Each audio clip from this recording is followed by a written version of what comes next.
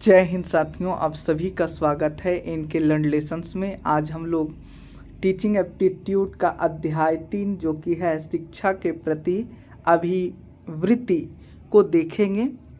और सबसे पहले इस अध्याय को पूरा पढ़ेंगे, उसके बाद इसके अगले वीडियो में इससे संबंधित जो महत्वपूर्ण एमसीक्यू प्रश्नोत्तर बनते हैं उसको देखेंगे। तो पहले चैप्टर पढ़िए, फिर एमसीक्यू लगाइए। अभिवृत्ति अर्थ एवं परिभाषाएं। अभिवृत्ति से हमारा अभिप्राय व्यक्ति के उस दृष्टिकोण से है जो किसी व्यक्ति, वस्तु, संस्था या स्थिति के प्रति किसी विशेष प्रकार के व्यवहार को इंगित करता है।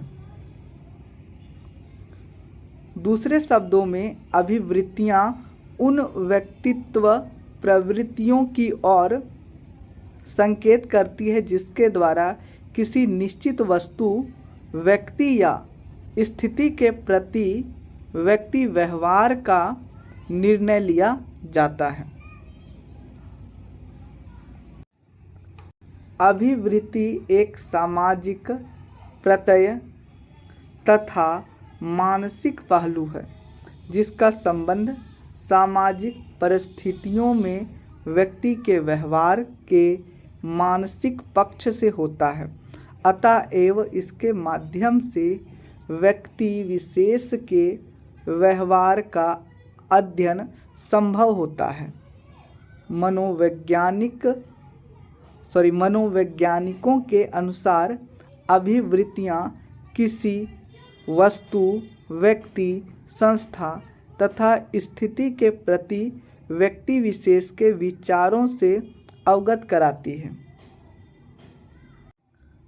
प्रमुख शिक्षा शास्त्रियों ने अभिवृत्ति की परिभाषाएं इस प्रकार दी है।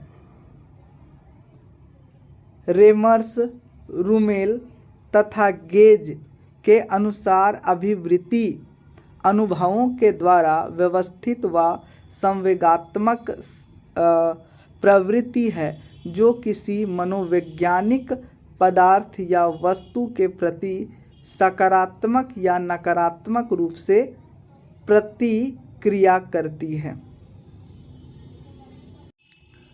थर्स्टन ने कुछ मनोवैज्ञानिक पदार्थों से संबंधित सकारात्मक एवं नकारात्मक प्रभावों की मात्रा को अभिवृत्ति की संज्ञा दी है।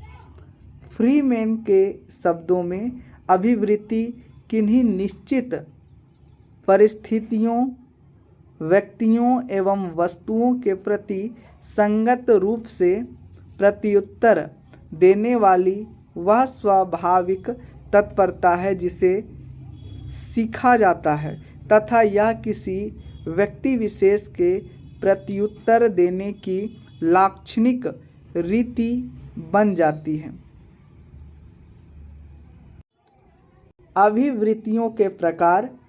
पक्ष विपक्ष के आधार पर अभिवृत्तियां सामान्यतः दो प्रकार की होती है। भावात्मक या सकारात्मक अभिवृत्ति और निषेधात्मक या नकारात्मक अभिवृत्ति।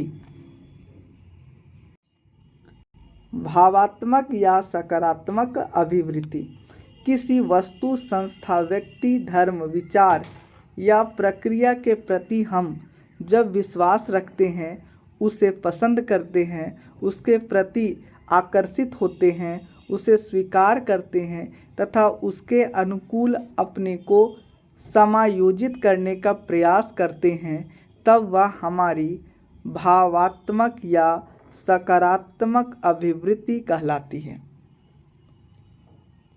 दूसरा है निषेधात्मक या नकारात्मक अभिवृत्ति।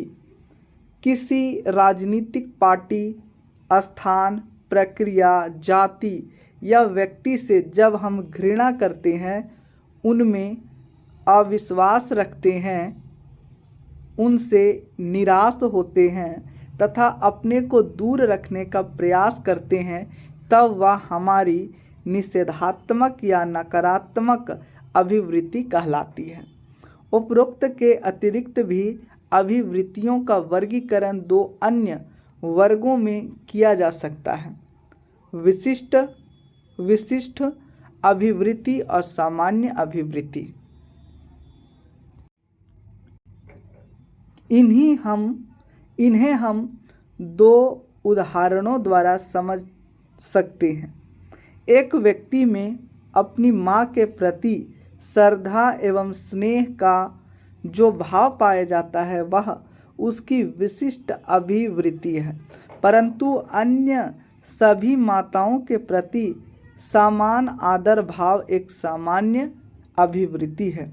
इसी प्रकार व्यक्ति विशेष के प्रति घृणा का भाव विशिष्ट अभिवृत्ति है, जबकि संपूर्ण वर्ग के प्रति घृणा का भाव सामान्य अभिवृत्ति है।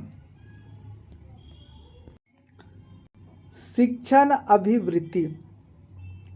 शिक्षण कार्य के लिए व्यक्ति में विशेष प्रकार की योग्यता, क्षमता, कार्यकुशलता, प्रवृत्ति, अभिवृत्ति और रुचि का होना आवश्यक है। शिक्षण अभिवृत्ति शिक्षक का वह व्यवहार है जो उसके तीनों मनोवैज्ञानिक पक्षों ज्ञानात्मक, भावात्मक और मनोयोगात्मक से प्रभावित होकर सामने आता है।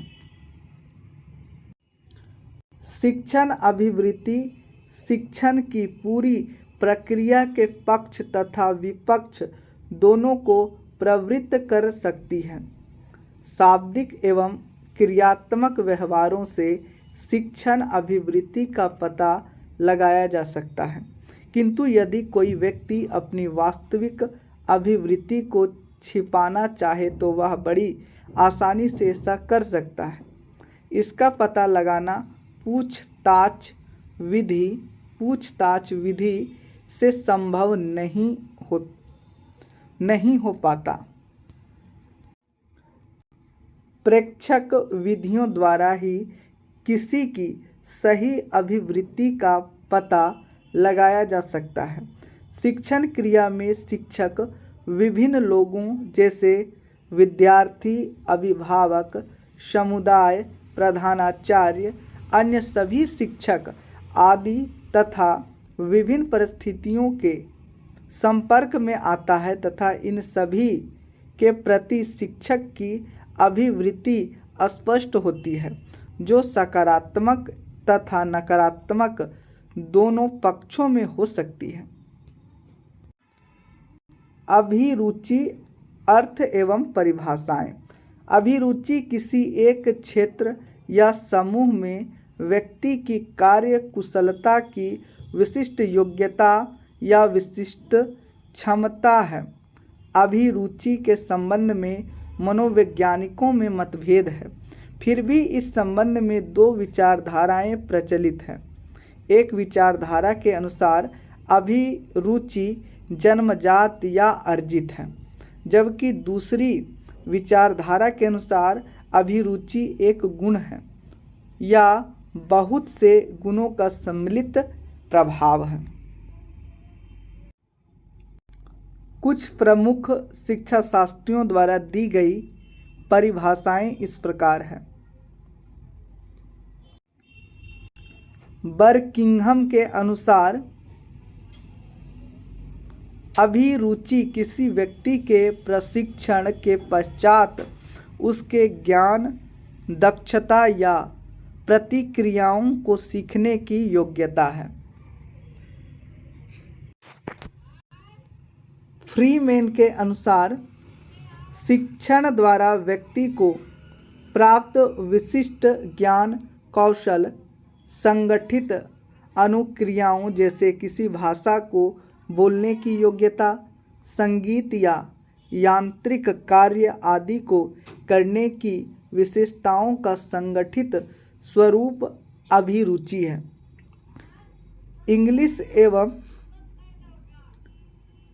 इंग्लिश के अनुसार दी गई मात्रा में प्राप्त शिक्षण के द्वारा अर्जित कुशलता अभिरुचि कहलाती है। शिक्षण अभिरुचि। शिक्षण कार्य के लिए व्यक्ति से विशेष प्रकार की क्षमता, कुशलता तथा रुचि अपेक्षित होती है। यह अपेक्षित क्षमता ही शैक्षणिक अभिरुचि है।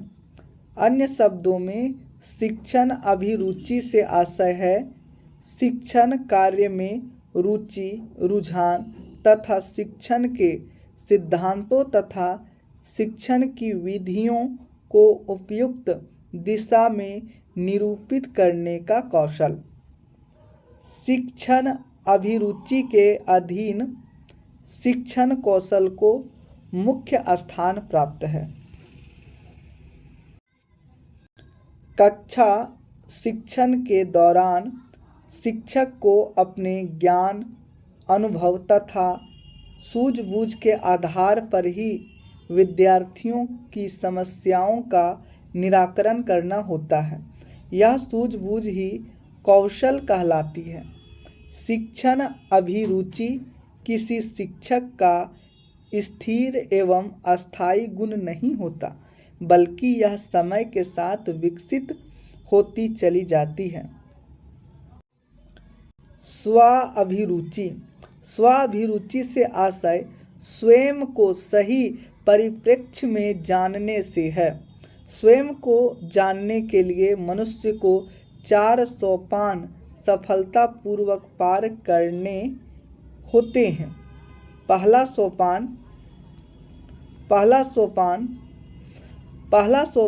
सोपान पर उसे अपने प्राकृतिक स्व का विकास करना होता है, जिसके अंतर्गत मनुष्य का शारीरिक विकास आता है।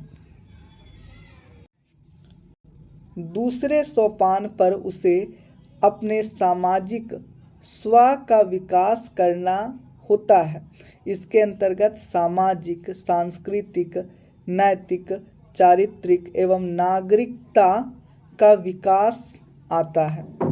तीसरे सोपान पर उसे अपने मानसिक स्व का विकास करना होता है, जिसके अंतर्गत मानसिक, बौद्धिक एवं विवेक शक्ति का विकास करना होता है।